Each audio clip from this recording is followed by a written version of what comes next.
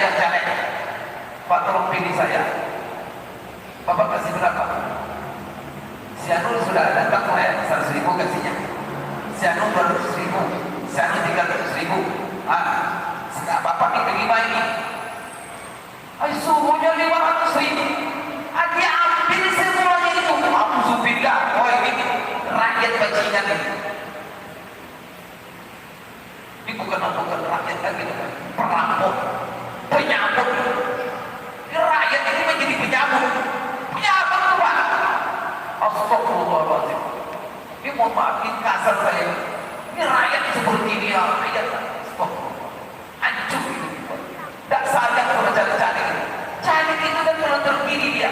Kerja berat nanti untuk memikirkan masalah rakyat. Ya tak? Sudah Bapak asal mulai jadi duit lagi. Astagfirullah.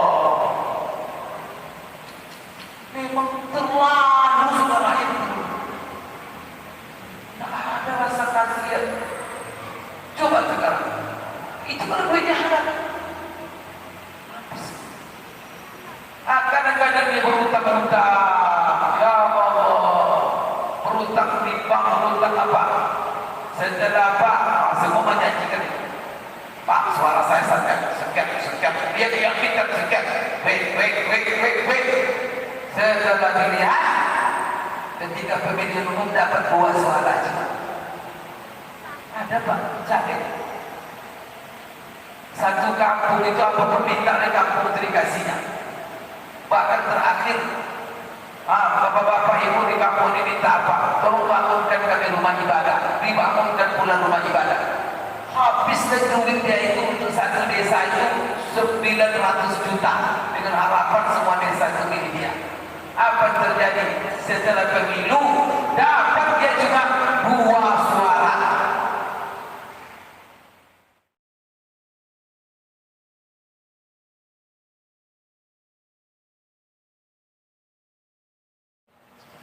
Jadi pertanyaannya sini Buya, bagaimana dalam perspektif Islam dalam mengajak, memberikan pandangan kepada keluarga untuk memberikan keputusan atau pilihan kepada keluarganya yang membuat dirinya komitmen untuk menunjuk seseorang yang dianggapnya lebih baik dari yang lain. Sementara dalam pandangan azas pemilu disebut jurjil dan luger.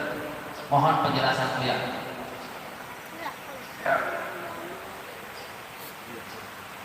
Bismillahirrahmanirrahim. Assalamualaikum warahmatullahi wabarakatuh. Alhamdulillahi rabbil alamin. Wa bihi nasta'in ala umuril dunya waddin. Wassalatu wassalamu ala asyrafil anbiya'i wal mursalin wa ala alihi wa sahbihi wa tabi'ina lahum bi ihsanin ila yaumiddin, amma ba'd. Allahumma la ilma lana illa ma 'allamtana innaka antal 'alimul hakim. Rabbana zidna 'ilma warzuqna fahma. Allahumma inna nas'aluka 'ilman nafi'a wa rizqan thayyiban wa 'amalan salihan mutaqabbala. Allahumma ij'alna mimman yastami'una al-qawla fayattabi'una ahsanah. Allahumma ij'alna bi rahmatika fi 'ibadika as-salihin. Bapak-bapak, ibu-ibu, kaum muslimin, kaum muslimat, jemaah salat maghrib Masjid Markas Masjid Ihsan Markas Islami Kabupaten Kampar, ataupun yang mendengar yang mengikuti streaming Facebook Markas Islami, dan juga yang mengikuti radio Markas Islami Kabupaten Kampar dimanapun berada. Hafizahumullah wa ra'akum jami'an. Alhamdulillah, pada malam hari ini kita setelah melaksanakan sholat maghrib berjamaah melanjutkan dengan majelis ilmu kita yang mana temanya umat bertanya, imam menjawab. yaitu tanya jawab. Tadi masuk pertanyaan ke WA yang mana mempertanyakan masalah yang akan kita hadapi bersama sebagai bangsa Indonesia. Bahwa kita hari-hari ini hari-hari yang mana proses perhelatan pesta disebut juga pesta demokrasi sudah dimulai proses-proses dan prosedurnya. Hari-hari ini dinyatakan sebagai hari-hari kampanye, baik itu bakal calon presiden dan wakil presiden, yang mana sudah ditetapkan calonnya 3 orang. Ada nama calon nomor 1 yaitu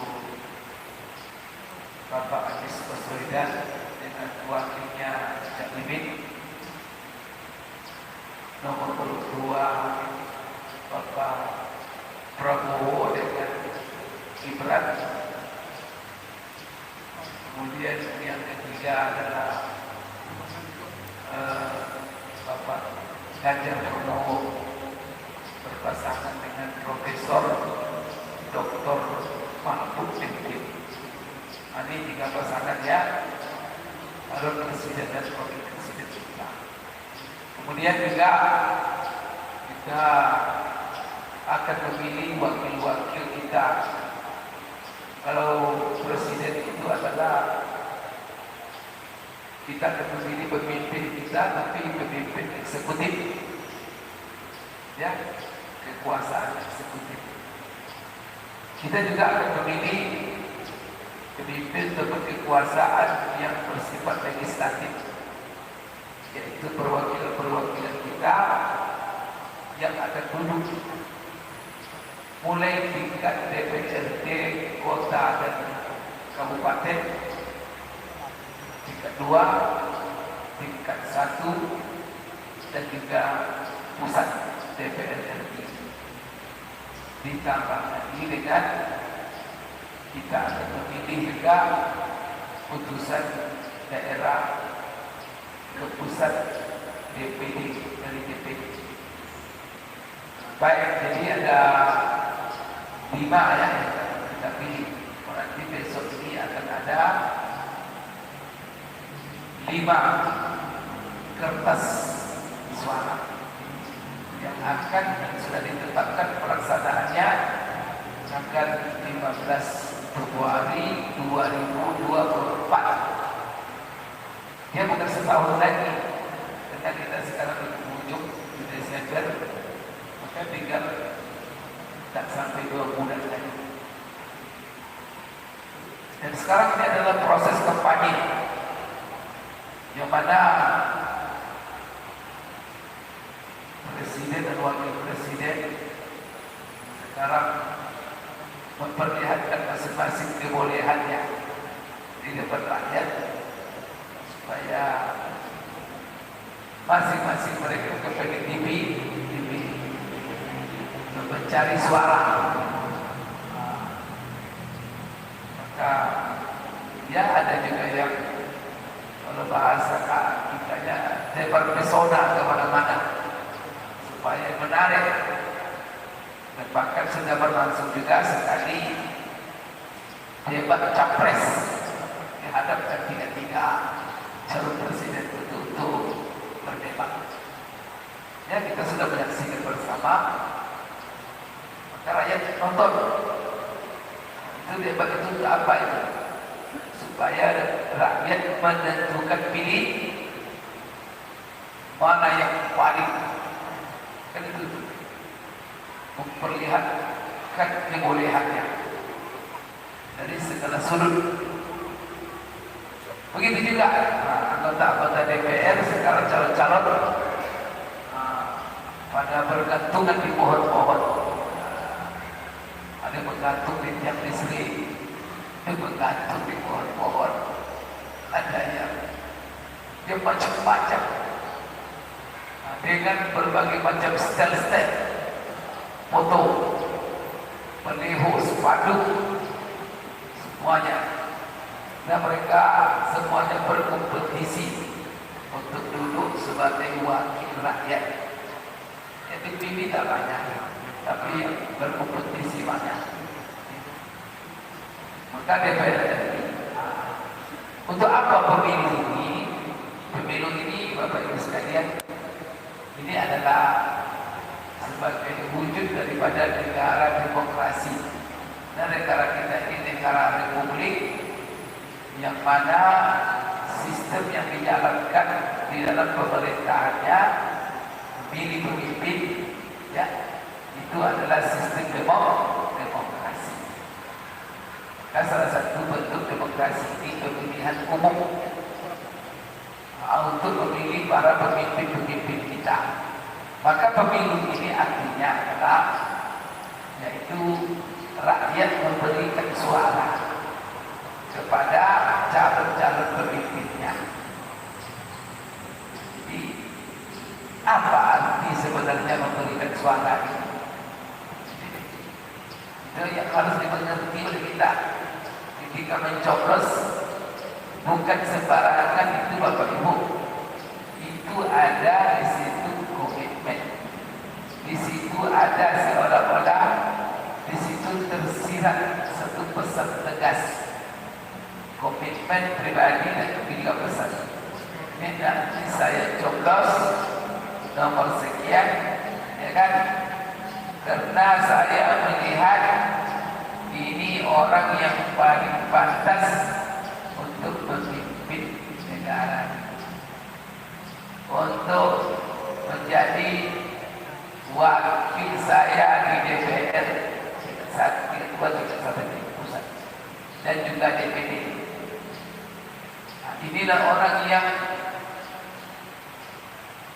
kapabilitas pantas, maka saya coblos. Dan itu disaksikan nanti oleh Allah. Jadi ingat, ketika kita mencoblos itu bukan sekedar mencoblos nomor sekian. Karena mencoblos itu artinya adalah memilih wakil dan presiden kita. Itu kita pilih dia sebagai presiden, orang nomor satu di negara kita. Kita serahkan dia, saya pilih kita. Memilih dia itu artinya adalah menyerahkan kepada dia. Nah, itu. Mencoblos itu artinya, Bapak Ibu, menyerahkan kepada yang kita coblos amanah untuk memimpin, mengurusi seluruh urusan kita. Nah, maka kita coba sebenarnya apa nomor satu. Nah, nanti ini artinya saya serahkan suara saya kepada kamu, dan saya serahkan kepemimpinan negara ini kepada kamu, supaya kamu mengurusi seluruh urusan negara ini. Maka kalau dia tidak pilih, itu artinya semua hidup kita diatur oleh dia. Mulai dari agama, ekonomi, pendidikan, pembangunan, dia yang atur semuanya. Kita berikan pisau seperti anak. Kadang sudah dilantik dia, dia berkuasa. Tapi siapa menyerahkan kita? Kita pilih dia.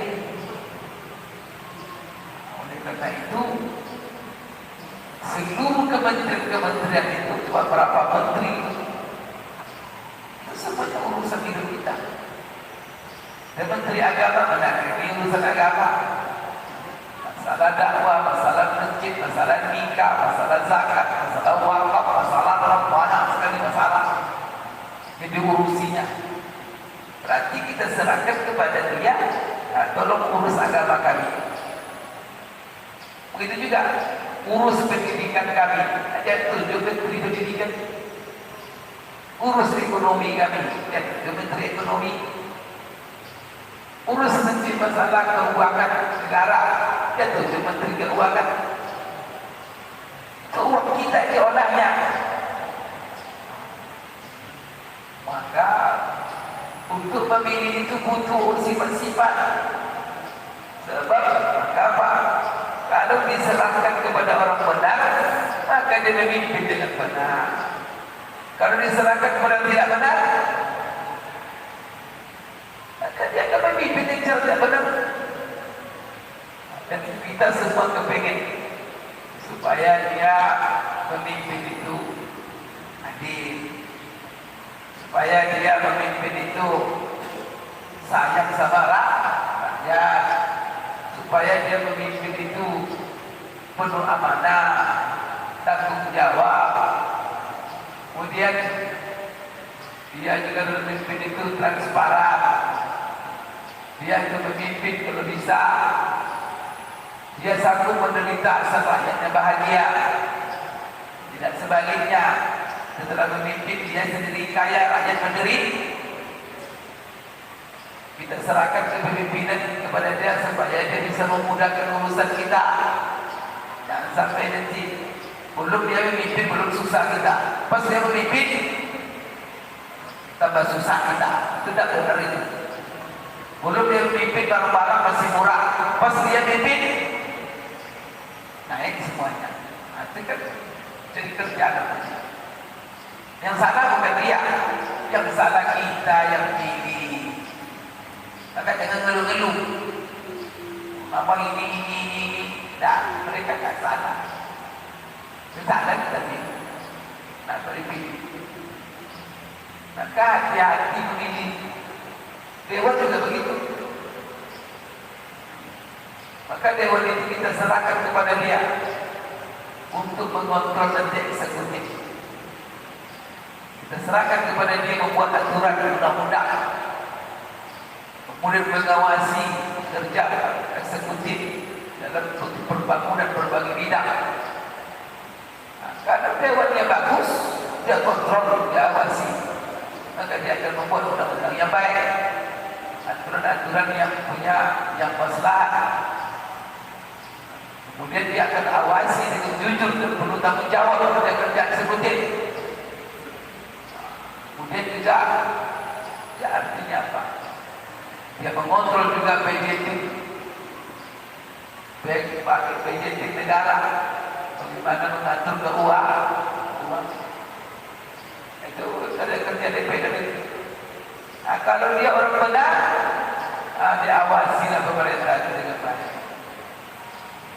Kalau dia tidak orang benar, tidak berjalanlah pengawasan itu.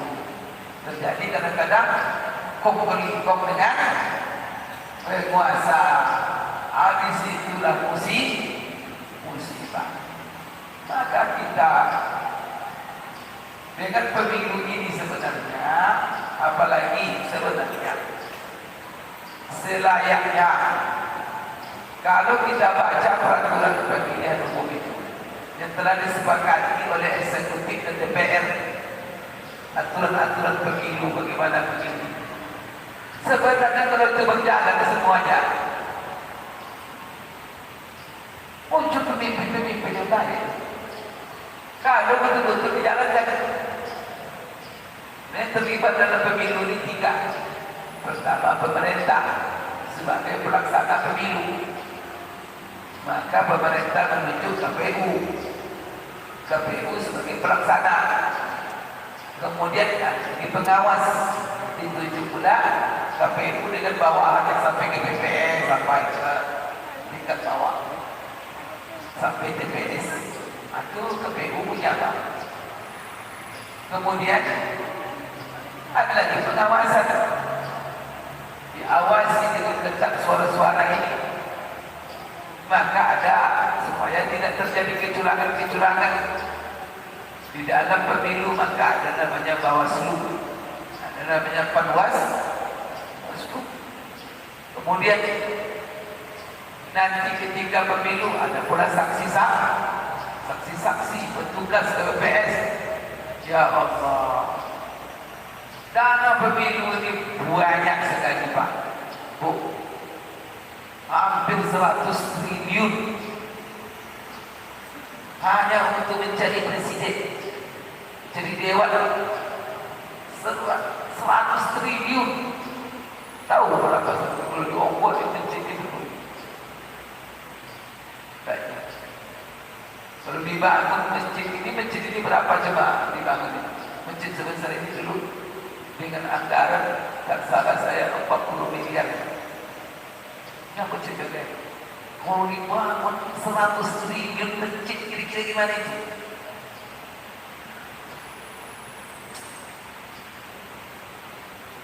Mubazir duit gitu tuh. Duit kita itu kalau disuruh dijadikan bangun jalan kabupaten Kampar nih, Masya Allah, 100 triliun itu. Awal ke jalan kok berpadu-padu semua. Dibuang duit banyak itu tuh, mubazir. Begitu banyak duit habis dengan segala perangkat.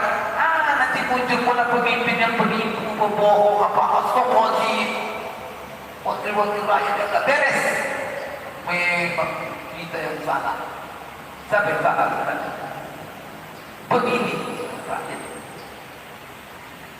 Dan bersyukur. Semua salah nanti. Maka pemerintah sebagai pelaksana.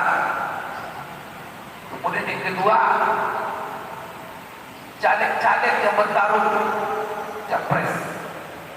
Ketiga, rakyat yang memilih. Itu rukun pemilu. 3 rukun pemilu.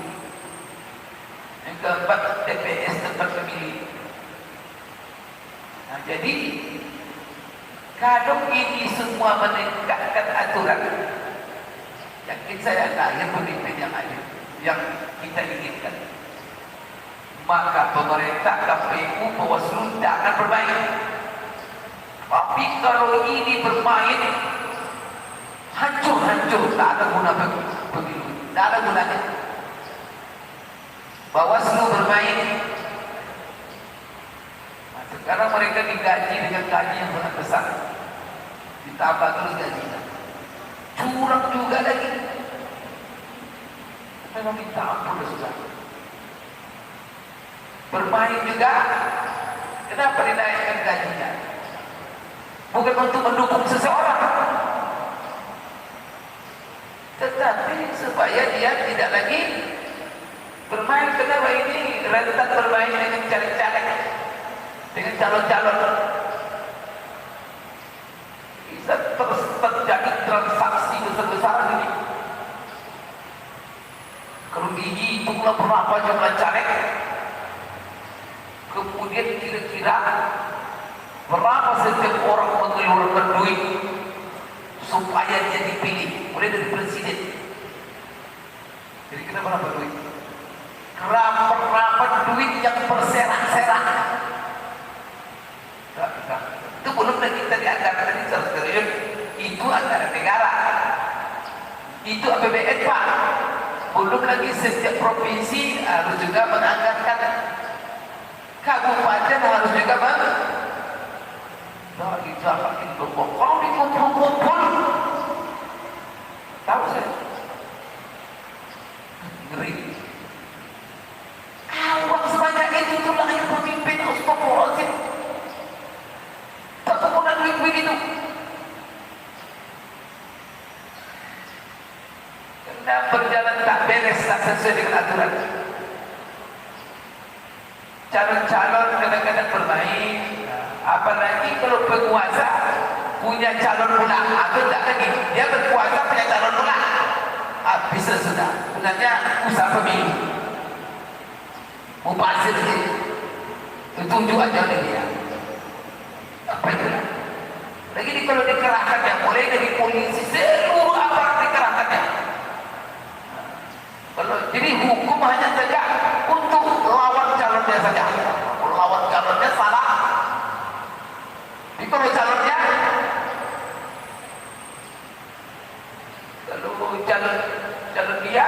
bagi-bagi duit di tengah-tengah masyarakat tanya, bahwa seluruh diam semua. Astagfirullahaladzim. Tapi coba yang lain. Kalau begini bermain-main namanya ini. Dengan bermain-main. Bermain-main begini ini usaha jalan tutup. Jadi duit itu untuk pembangunan tunjuk aja selesai. Apa main-main menghabiskan energi. Astagfirullahaladzim. Dikerahkan pula polisi, seluruh tentara, seluruh aparat untuk memenangkan karena dia berkuasa. Apa sepindah? Karena syaitan berwajib.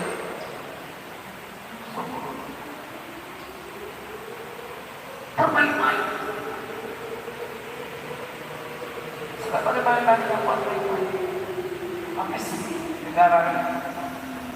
Maka diatur. Penguasa tak boleh terlibat, maka harus ada pihak-pihak yang sifatnya dia harus netral. Ya kan?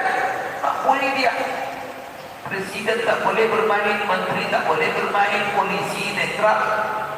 Maka kalau polisi dekat caleg lari dia. Jangan-jangan nanti dituduh dia belum caleg. Ya kan? Saking takutnya pegawai negeri juga harus netral. Tak boleh dia berpihak-pihak, apalagi kampanye. Maka pegawai negeri ketakutan semua. Langsung mau menjaga hati banyak kuasa. Digunakan kekuasaan yang dibawa mau ulang. Hati banyak ini diam semua. Dibiarin, itu namanya main-main. Itu mubazir itu. Kalau menurut saya usaha dilaksanakan. Tutup aja semuanya. Lebih baik buat 1 triliun tadi jadikan beban 7 aja lah. Berkurang-kurang dah. Ini lah ya. Tapi kita tidak azal juga. Maka sebenarnya kalau sesuai aturan, juga caleg-caleg juga berkompetitif dengan jujur, objektif, sportif, sudah ada aturannya. Maka ada aturan-aturan yang tidak boleh dilanggar. Maka caleg-caleg yang melanggar salah satu pantang daripada pelanggaran, jangan main money politik, beli suara dengan uang.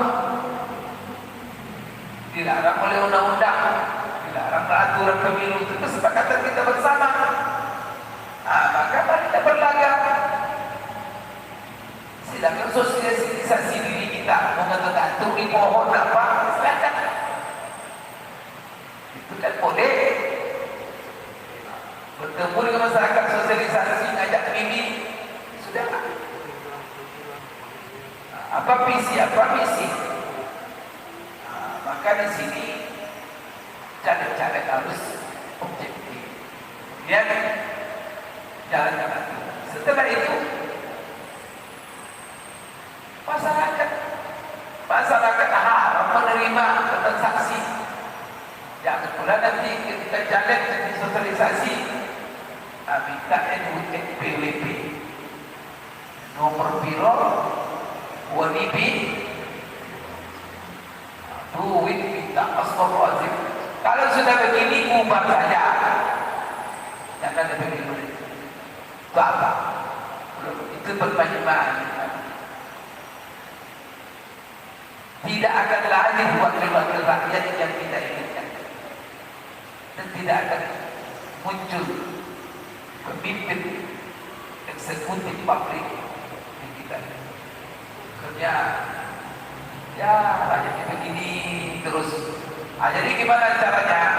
Kita manfaatkan aturan ini, kita taati aturan ini, karena ini kesepakatan. Muslimun ala syurutihim. Orang-orang Islam itu harus wajib komitmen dia dengan apa yang menjadi kesepakatan. Itu kan aturan kesepakatan itu. Tadi kita jalankan. Kemudian di dalam pemimpin tentu kita. Jangankan orang yang kita serahkan mengatur hidup kita lagi. Masalah mengatur hidup kita semuanya. Kalau bapak punya warung, yang kedai itu bapak serahkan kepada seseorang untuk menjaganya, untuk jual beli di dalamnya.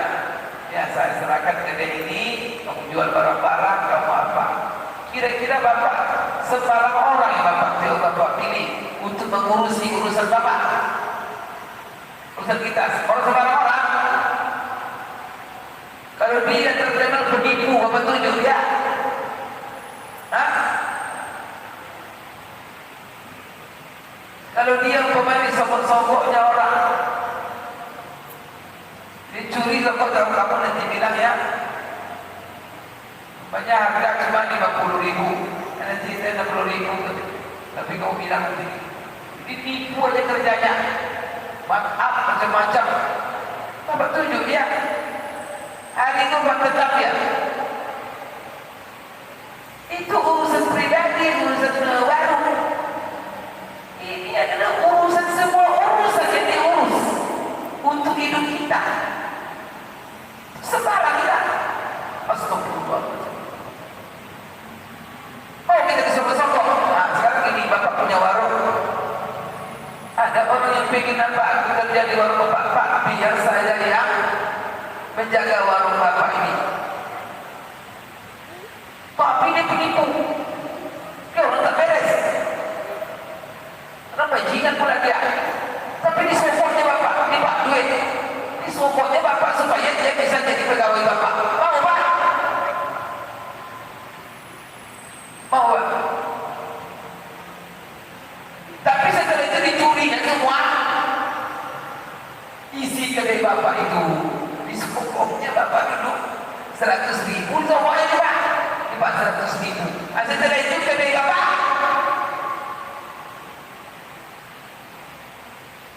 Astagfirullah. Itu contoh sederhana. Begitu dulu. Sokoknya bapak 50.000, setelah itu duit bapak.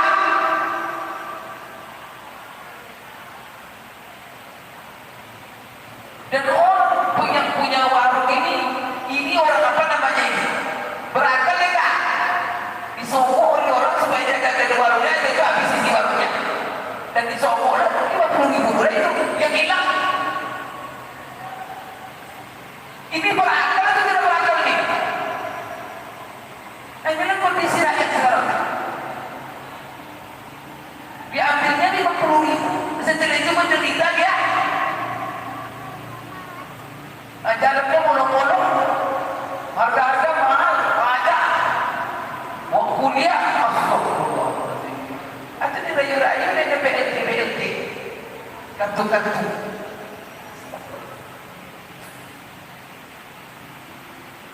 Apa itu? Pakai otak sedikit, pakai akal. Pakai akal waras. Itulah sebabnya sokok-sokok itu dalam undang-undang dilarang, haram. Kalau ada caleg-caleg yang bayar-bayar kita pakai bawah sebut tangkap batal calegnya cancel.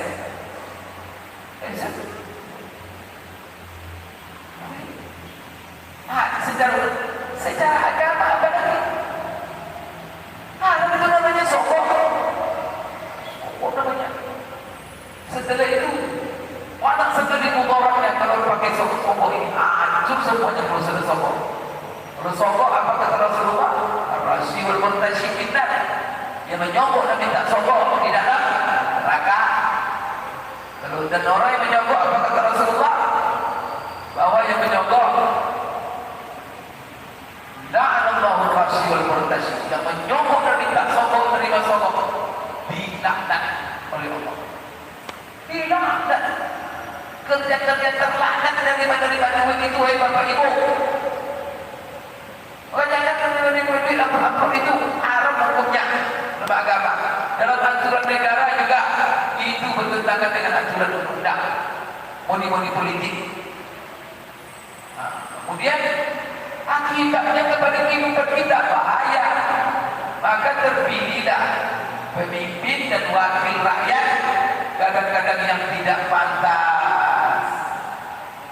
Jadi yang terpilih yang bayar duit, kadang-kadang yang bayar duit ini bisa saja bajingan.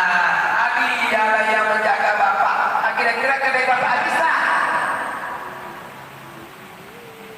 Setelah itu melongo lagi. Sama siapa? Mau disogok tadi ini. Astagfirullahaladzim. Jangan baru kita disogok pula baru banyak kali itu. Itu menderita. Oleh kerana itu ada hukumnya setelah itu.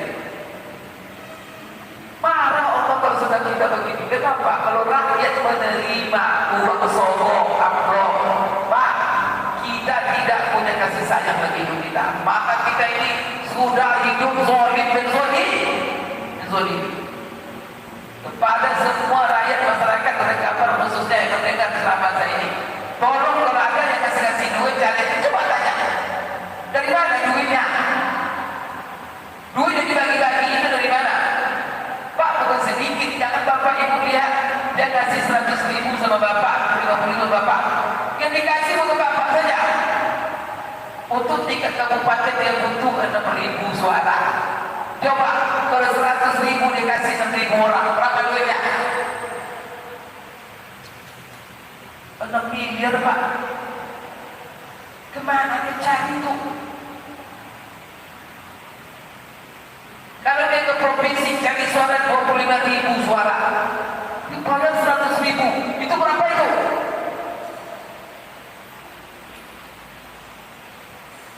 Kalau dia ke pusat seperti saya, untuk saya 120.000 suara, saya bayar 100.000 satu orang. Bagaimana? Astagfirullahaladzim. Oh rakyat. Tak ada punya nurani lagi. Boleh tak? Terima duit itu. Satu orang Pak. Ada bayar miliaran habis duitnya. Dari mana? Ada beberapa kemungkinan. Mungkin dia juga incumbent namanya. Barangkali dia mengumpulkan duit barangkali. Mungkin dari hasil korupsi. Atau duit itu sudah dibagi dalam adisi pada saat ketika nanti pemilihan baru dikeluarkannya. Itu berarti apa? Rakyat yang mau menerima itu berarti dia telah membuka peluang untuk orang membuat yang haram, mendorong orang untuk korupsi. Mungkin dia juga mencuri dari duit itu. Itu pada kedua, mungkin duit yang halal, hasil keringat dia dijadikannya bayar. Tega bapak mengambil duit hasil keringat dia itu susah dan cari duit, itu diambil begitu saja. Dan dia kasih itu pasti terpaksa. Karena kalau tidak terpaksa, dia kasih. Ada caleg-caleg itu kalau tidak dia mau caleg bagi-bagi duit. Terpaksa dia kena supaya dipilih. Memanfaatkan keterpaksaan orang untuk cari rezeki, itu rezeki yang paling haram itu. Tidak itu. Orang terdesak dimanfaatkan. Kadang-kadang gini kan. Caleg itu 100.000, namanya kan datang saya caleg, Pak tolong pilih saya. Bapak kasih berapa? Si Anu sudah datang saya 100.000 kasihnya. Si Anu 200.000, si Anu 300.000. Bapak ini terima ini. Suhunya 500.000. Dia ambil semuanya itu. Alhamdulillah. Oh ini rakyat bajingan ini. Ini bukan rakyat lagi, perampok, penyambut. Rakyat ini menjadi penyambut. Penyambut itu Pak. Astagfirullahaladzim. Ini mohon maaf, ini kasar saya. Ini rakyat seperti ini ya, rakyat. Astagfirullah. Hancur ini. Tak sadar kalau caleg-caleg ini. Caleg itu kan kalau terpilih dia, kerja berat nanti untuk memikirkan masalah rakyat. Ya tak? Sudah bapak asal mulai dari duit lagi. Astagfirullah. Memang terlalu sudah rakyat itu. Tak ada rasa kasihan. Coba sekarang. Itu kalau duitnya ada. Kadang-kadang dia berhutang-hutang. Ya Allah. Berhutang di bank, berhutang apa? Setelah Pak semua menyanyikan itu. Pak, suara saya sekian. Dia yang pintar sekian. Wait. Setelah dilihat, ketika pemilihan umum dapat 2 suara cuma. Ada Pak, cari. Satu kampung itu apa permintaan kampung itu dikasihnya. Bahkan terakhir, bapak-bapak ibu di kampung ini minta apa? Tolong bangunkan kami rumah ibadah. Dibangunkan pula rumah ibadah. Habislah duit dia itu untuk satu desa itu 900 juta. Dengan harapan semua desa itu milih dia. Apa terjadi? Setelah pemilu, dapat dia cuma 2 suara. Habis 900 juta.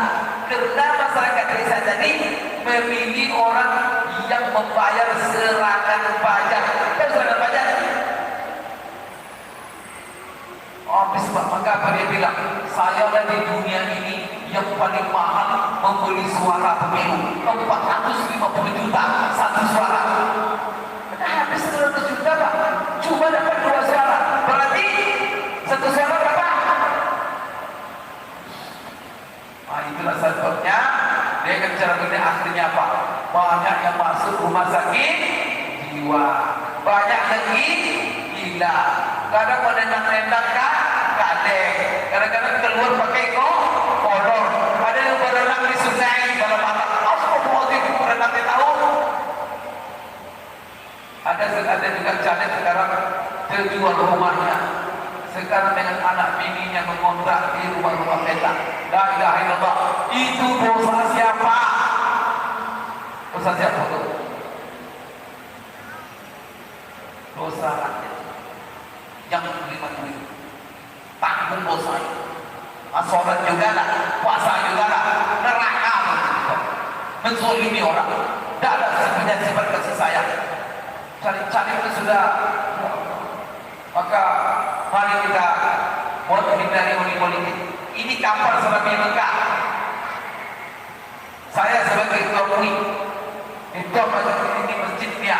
Dari sini saya menghimbau kepada seluruh tolong caleg, kemudian juga rakyat, tolong jangan politik. Jaga kita di selama Mekah. Malu kita kepada Allah. Malu kita kepada Allah. Maka haram menerima itu. Kalau ada kasih jangan menerima. Boleh. Bilang aja sama caleg-caleg itu, kami pandai memilih, tak perlu pakai duit. Kami sudah punya kriteria. Ini pertama yang baik. Bagaimana tahu kita yang baik? Track recordnya. Jangan ketika dia datang, jangan ketika dia menggantung-gantung daya ustaz. Tahu track recordnya. Siapa dia? Ketahui dia dulu. Ini orang suka nipu, dia itu orang baik, ini orang apa? Kita lihat. Kedua, berilmu hendaknya. Karena di DPR itu butuh orang berilmu. Ketiga, hendaknya apa?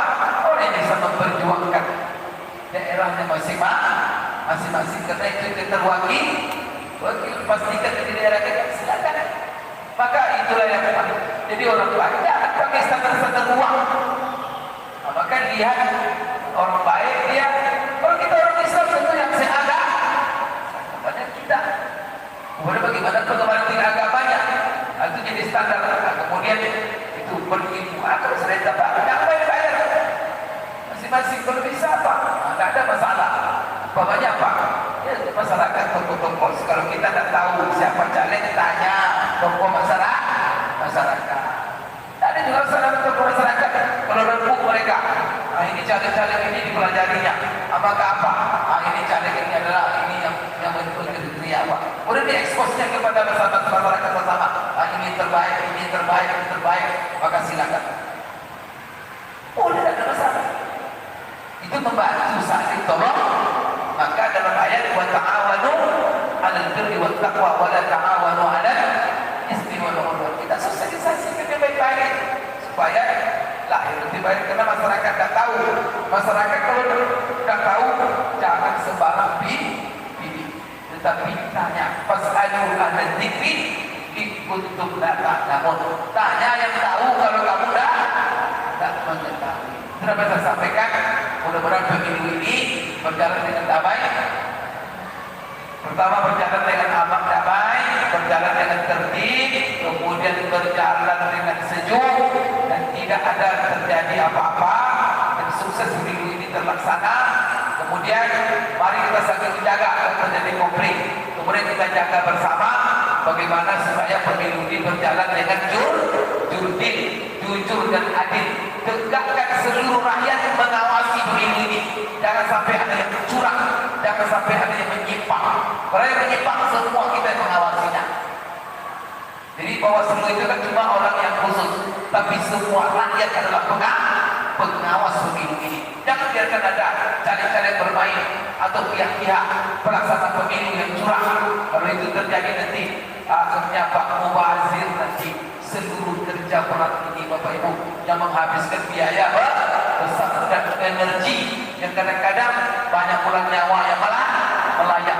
Ujung-ujungnya muncul yang tidak baik. Mudah-mudahan Bapak Ibu ya, kita doakan dan kita mari kerjasama ya. Wa ta'awanu 'alal birri wat taqwa wa la ta'awanu 'alal ismi wal 'udwan. Dapat saya sampaikan, mohon maaf untuk kekurangan. Terima kasih. Aku qouli hadza wa astaghfirullah li wa lakum. Subhanakallahumma rabbana wa bihamdik asyhadu an la ilaha illa anta astaghfiruka wa atubu ilaik. Assalamualaikum warahmatullahi wabarakatuh. Kaum muslimin dan kaum muslimat yang berbahagia, alhamdulillah kita sudah bersama Dr. Mawardi Muhassani SIMA dalam kajian hukuman bertanya dan imam menjawab. Kita sampai di sini saja, tidak lagi bisa. Alhamdulillah luar biasa sekali kajian kita malam ini memberikan pencerahan kepada masyarakat, kepada